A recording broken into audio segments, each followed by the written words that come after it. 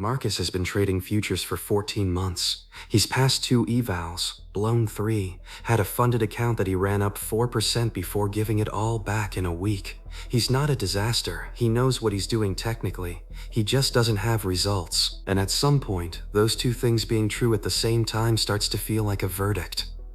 He's been keeping a journal. He tracks his trades. He's done the things you're supposed to do. And the account is basically flat. Slightly down, actually, if you count the eval fees, which he tries not to. He's starting to wonder if the whole thing is just a long con he's running on himself. Here's what I want to talk about today.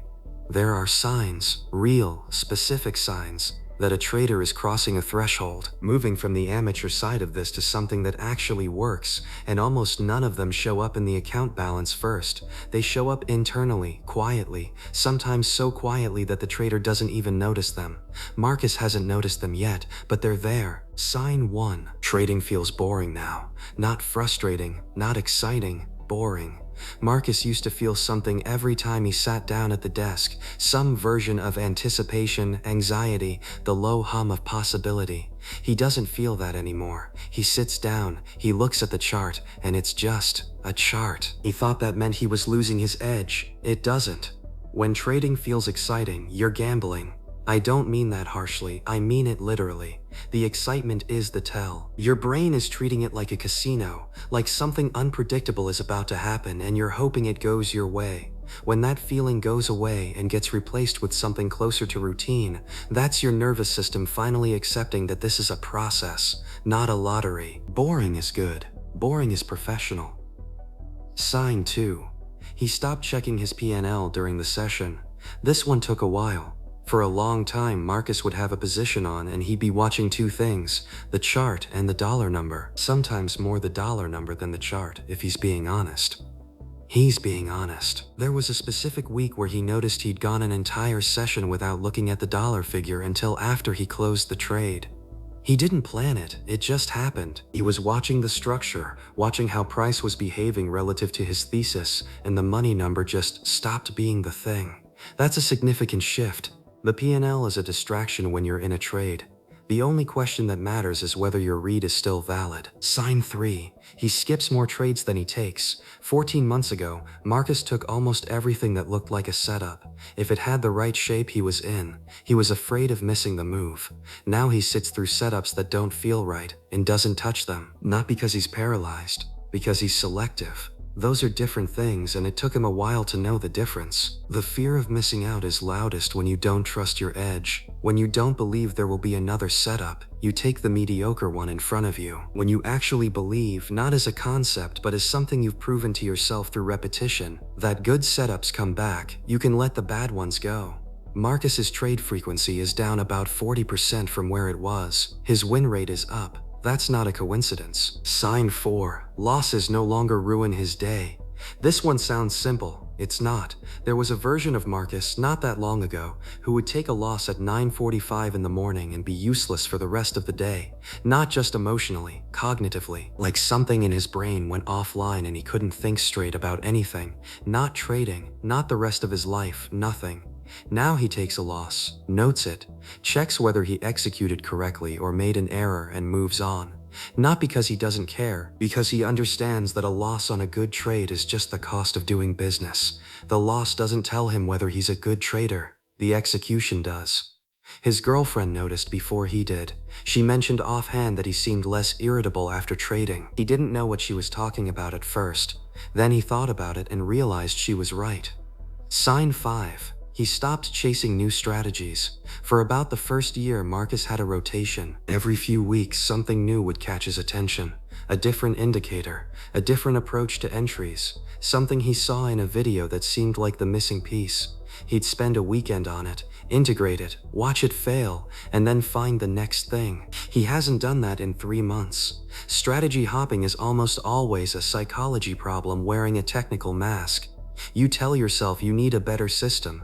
What you actually need is to stop abandoning the system you have every time it goes through a drawdown. Every approach goes through drawdowns. That's not a flaw, that's markets. The traders who figure this out stop looking for the strategy that doesn't have losing periods and start learning how to hold their approach through the ones that do. Sign 6. His journaling shifted from emotional to clinical. I want to read you 2 journal entries Marcus wrote. The first one is from 8 months ago. Quote, "Took a trade at 9:42, got stopped out immediately. I knew I shouldn't have taken it. I always do this. I don't know why I can't just wait. This is so frustrating. I'm going to take the rest of the day off." That's not a journal, that's a confession booth. Here's one from last week. Quote, "Entry at 9:42 on NQ, 15-point stop. Thesis was a reclaim of the opening range high. Price reversed immediately on high volume. Thesis invalidated at entry. Loss was within plan. Note, volume at that level was heavier than expected. Worth flagging as a filter going forward." Same outcome, different brain. The second entry is useful. You can actually do something with it. When your journal stops being about how you feel and starts being about what you observed, that's a real change. Not because feelings don't matter, but because feelings in the journal usually mean you're processing emotions instead of processing information. The clinical journal is the one that actually makes you better. Sign 7. He started measuring success by execution quality, not outcome. This is the last one, and in some ways the hardest to internalize. Marcus had a trade last Tuesday. Perfect setup. He waited for it, entered at the right level, sized correctly, managed it according to his plan. Price hit his stop. He lost. He marked it as a good trade in his journal. A year ago, that would have been impossible. A loss was a loss. Bad. End of story. Now he understands that a well-executed losing trade and a poorly executed winning trade are not the same thing, and if he had to choose, he'd take the well-executed loss every time. Because the well-executed loss means his process is working. The winning trade from a bad entry is just noise that's going to confuse him later. Here's the uncomfortable part.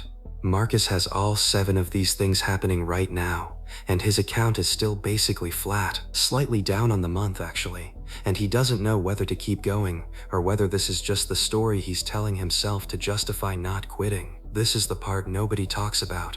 The internal transformation almost always happens before the external results. The psychology shifts first, the behavior shifts second, the account balance shifts third. And that gap between the internal shift and the external result is where most people quit. Not because they're failing, because they can't see that they're succeeding. The account balance is a lagging indicator. It always has been. What you're doing right now, the decisions you're making, the trades you're skipping, the way you're processing losses, that's the leading indicator. That's what tells you where the account is going, not where it's been. Marcus doesn't know this yet, but he will.